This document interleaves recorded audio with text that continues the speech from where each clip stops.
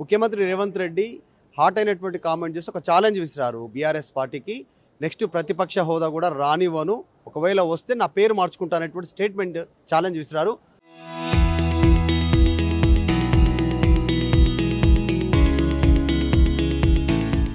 మాజీ ఎమ్మెల్యే జయపాల్ యాదవ్ గారు ఉన్నారు, మాట్లాడదాం. నిన్న రేవంత్ రెడ్డి స్టేట్మెంట్, పేరు మార్చుకుంటా అంటున్నారు.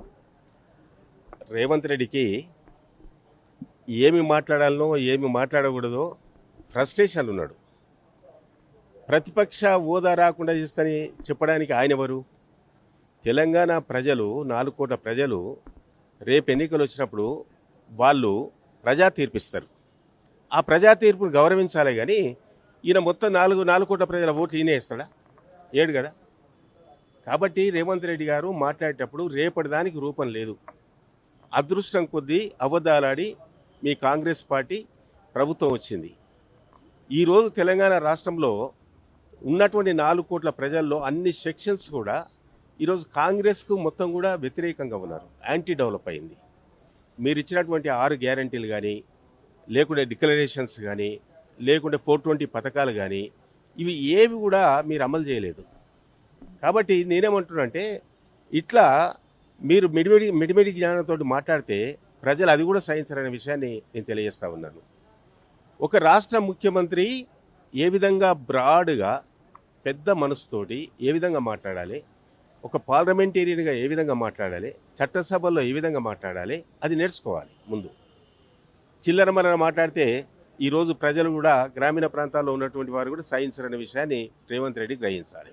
నిన్న హరీష్ రావు సభకు రాలేదు, జగిత్యాల సభకి. దానిపైన కూడా కామెంట్ చేశారు. హరీష్ రావు ఢిల్లీ రహస్య పర్యటన ఏంది, దాని వివరాలు బయటపెట్టాలి, ఎవరెవరిని కలవనికపోతున్నాను స్టేట్మెంట్ చేస్తూనే బీజేపీ ఆర్ఎస్ఎస్ల కాళ్ళు మొక్కనికపోయిండు అనేటువంటి స్టేట్మెంట్.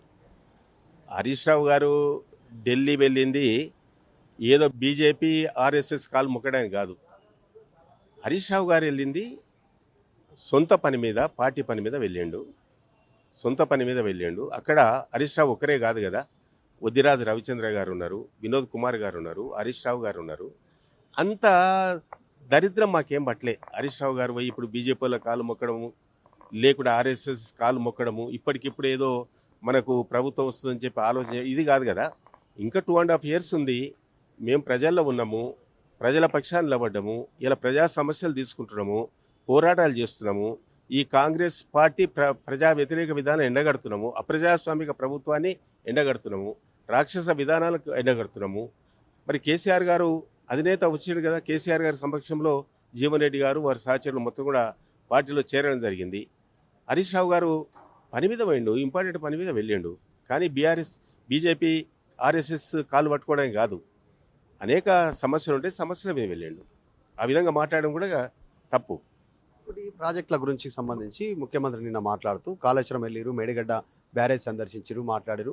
1,00,000 కోట్లు నీళ్ళలో పోయినాయి, 1,00,000 కోట్లు ఖర్చు కాబట్టి కనీసం 1,00,000 ఎకరాలకు నీళ్ళు అనేటువంటి స్టేట్మెంట్ చేశారు. సో ఇప్పుడు కాంగ్రెస్ అధికారంలోకి వచ్చి 2.5 years అవుతుంది. రిపేర్ ఇప్పుడు స్టార్ట్ చేసి యుద్ధ ప్రాతిపదికన చేస్తామని చెప్తూనే, ఇంకోటి మీరు మాజీ శాసనసభ్యులు కల్వకుర్తికి సంబంధించి, కల్వకుర్తి లిఫ్ట్ ఇరిగేషన్ వాటికి సంబంధించినటువంటి ప్రాసెస్ ఎట్లా ఉంది, దాని గురించి కూడా ఏం చెప్తారు?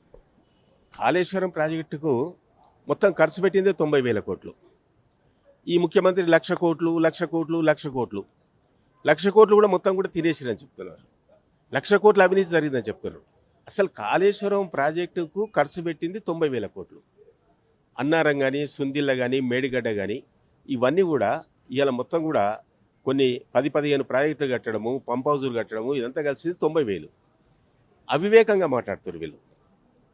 మరి ప్రాజెక్టులకు 1,00,000 కోట్ల రూపాయలు తినేసిరంటే ప్రాజెక్టు ఎట్లయితాయి?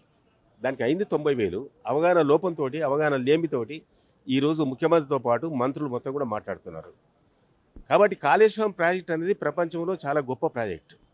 ఏదో 2 పిల్లర్స్ కుంగిపోయినంత మాత్రాన ఆ ప్రాజెక్టు మొత్తం కూడా కూలిపోయిందనడం అవివేకం. ఎస్ఎల్బిసి జరుగుతుంది, మరి దాంట్లో కూలిపోయింది 8 మంది మొత్తం కూడా. మరి మీ కాంగ్రెస్ ప్రభుత్వం ఏం చేసింది? కనీసం బయటికి తీయలేకపోయింది. మళ్ళీ దాన్ని పట్టుబడి తీస్తున్నారు కదా, ఎస్ఎల్బిసికి మళ్ళీ ఇప్పుడు స్టార్ట్ చేశారు కదా. అదేవిధంగా 180 పిల్లర్స్ ఉన్నటువంటి కాళేశ్వరం 2 పిల్లర్స్ క్రాక్ వస్తే ఆ 2 పిల్లర్స్ను బాగా చేయలేక 2.5 సంవత్సరాలు పెండింగ్లో పెట్టి ఇలా కాళేశ్వరం ద్వారా వచ్చేటువంటి 44 లక్షల ఎకరాలకు సాగునీరు అందించలేక, త్రాగునీరు అందించలేక 12 జిల్లాల ప్రజలను బాధిస్తున్నటువంటి, రైతాంగాన్ని బాధిస్తున్నటువంటి కాంగ్రెస్ ప్రభుత్వం, ఈ ముఖ్యమంత్రి ఈ నిర్ణయాలు తీసుకోకపోవడం నిజంగా ఇలా తెలంగాణ రాష్ట్రం మొత్తం కూడా 44 లక్షల ఎకరాలకు సాగునీరు అందించే కాళేశ్వరం ప్రాజెక్టు ఇలా మూతపడ్డది.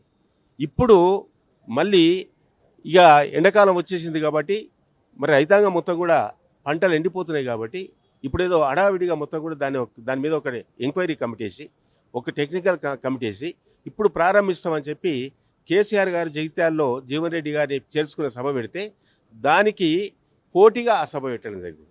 కాళేశ్వరం ప్రాజెక్టు విజిట్ కానీ లేకుంటే రైతు బంధు రెండవసారి వేయడం కానీ పోటీగా పెట్టడం జరిగింది. ఆ విధంగా ఇక మహబూబ్నగర్ జిల్లాకు వస్తే ఈ కృష్ణానది పైన ఉన్నటువంటి ప్రాజెక్టులకు ఒక్క రూపాయి కూడా కేటాయించలేదు. 2.5 సంవత్సరాల కాలంలో భీమా ప్రాజెక్టుకు సంబంధించినటువంటి సంగంబండ ఫేజ్ 1 కానీ ఫేజ్ 2 కానీ కోయిల్ సాగర్ కానీ నెట్టెంపాడు కానీ లేకుంటే మహాత్మా గాంధీ కలవకుర్తి ఎత్తిపోతల పథకం కానీ జూరాల ప్రాజెక్టు కానీ అదేవిధంగా తుంగభద్రా నదికి సంబంధించినటువంటి ఆర్డిఎస్ కెనాల్ అది నీకు ఆలంపూర్లో 80,000 ఎకరాలకు సాగునీరు అందిస్తుంది. ఆ విధంగా ఒక్క రూపాయి కూడా కేటాయించలేదు. ఆ విధంగా పాలమూరు ప్రాజెక్టు మొత్తం కూడా ఈరోజు తుంగలో ఎక్కిరు. అదేగా పాలమూరు రంగారెడ్డి ప్రాజెక్టు అనేది కేసీఆర్ గారు ఉన్నప్పుడు 35,000 కోట్ల రూపాయలు శాంక్షన్ చేశాడు. దానికి ఈరోజు నార్లాపూర్ రిజర్వేర్ తయారైపోయింది, ఏదుల రిజర్వాయర్ తయారైపోయింది, ఒట్టెం రిజర్వాయర్ తయారైపోయింది, కరివెన రిజర్వాయర్ తయారైంది, అదేవిధంగా మరి ఉద్దండపూర్ రిజర్వాయర్ తయారైంది. 90% మొత్తం రిజర్వాయర్స్ అయిపోయినాయి. మొత్తం పంపులు మొత్తం కూడా ఫిట్ అయిపోయినాయి. ఒక 2-3 వేల కోట్ల రూపాయలు పెడితే మొత్తం 5 రిజర్వాయర్స్ నింపుకోవచ్చు. సుమారు 60 టీఎంసీల నుంచి 100 టీఎంసీల వాటర్ నిల్వ చేసుకోవచ్చు.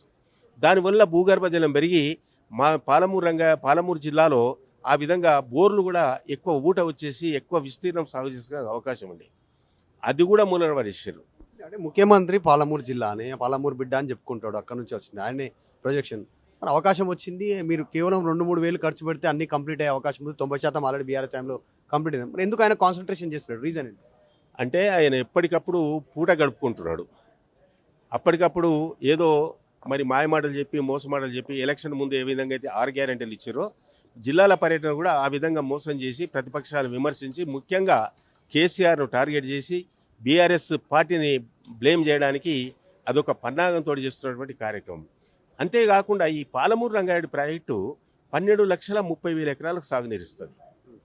పాత పాలమూరు జిల్లాలో సుమారు 7.5 లక్షల ఎకరాలకు ఇస్తుంది. రంగారెడ్డి జిల్లాలో 5 లక్షల ఎకరాలకు సాగునీరుస్తుంది. జయపాల్ రెడ్డి గారి విగ్రహావిష్కరణకు కలవకృతికి వచ్చేసి 2 సంవత్సరాల పూర్వం ఆయన జయంతి రోజు ఈ పాలమూరు రంగారెడ్డి ప్రాజెక్టుకు జైపాల్ రెడ్డి పాలమూరు రంగారెడ్డి ప్రాజెక్టు అని పేరు పెట్టాడు. పాపం ఆ జైపాల్ రెడ్డి పేరు పెట్టి ఆ జైపాల్ రెడ్డికి ఉన్న పేరు మొత్తం కూడా ముంచేశాడు, మట్టిలో కలిపేశాడు. ఒక్క రూపాయి ఇవ్వలే, ఒక్క ఎకరానికి సాగునీరు ఇవ్వలే. కాబట్టి ఈ విధంగా మోసం చేయడమే ఈ కాంగ్రెస్ ప్రభుత్వం లక్ష్యం. అందులో మరి ముఖ్యమంత్రి అయితే మొత్తం పచ్చి అబద్ధాలు మాట్లాడుతున్నాడు. పచ్చి అబద్ధాలే మాట్లాడక కాకుండా వాడరాని భాష వాడుతున్నాడు. ఒక ముఖ్యమంత్రి ఈ విధంగా ఇలా ప్రజలేమనుకుంటున్నారు?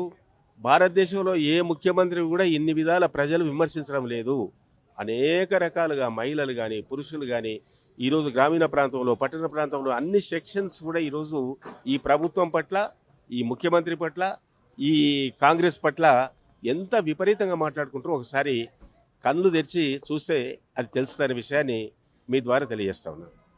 నిన్న ముఖ్యమంత్రి భూపాలపల్లికి సంబంధించినటువంటి ప్రాంతంలో బహిరంగ సభలో చేసినటువంటి కామెంట్స్ ఛాలెంజ్ పైన అది గతంలో ఇట్లానే స్టేట్మెంట్ చేసిరు, ప్రజలు నిర్ణయిస్తారు అనేటువంటి స్టేట్మెంట్ చేస్తూ ఉన్నారు. దాంతోపాటు సొంత జిల్లా పాలమూరు జిల్లాకి సంబంధించి దాదాపు 9 ప్రాజెక్టులు 2-3 వేల కోట్లు ఖర్చు పెడితే కంప్లీట్ అయ్యి జనాలకు దాదాపు 12 లక్షలకు పైగా ఎకరాలకు నీరందించే అవకాశం ఉంది, భూగర్భ జలాలు పెరిగే అవకాశం ఉంది. ఆ ప్రాంత బిడ్డనని చెప్పుకుంటున్నటువంటి ముఖ్యమంత్రి అందరికీ రాష్ట్ర ప్రజలకు ఇచ్చి హామీలు ఇచ్చి మోసం చేసినట్టుగానే పాలమూరు జిల్లాకు సంబంధించినటువంటి విషయాల్లో కూడా సొంత మామ జయపాల్ రెడ్డి పేరును కూడా చెడగొట్టేలా ఆయన పేరు పెట్టినా ఇంతవరకు కంప్లీట్ కాలేదు. అది కూడా విగ్రహావిష్కరణ సందర్భంగా చెప్పి 2 ఏళ్ళు అవుతుంది. ముఖ్యమంత్రి మాత్రం మోసమే చేస్తా ఉన్నారనేటువంటి స్టేట్మెంట్ మాజీ ఎమ్మెల్యే జయపాల్ యాదవ్ చేస్తా ఉన్నారు కలవకుర్తికి సంబంధించి. వీడియో జర్నలిస్టు వేణుతో మధు మల్కేడ్కర్, హైదరాబాద్.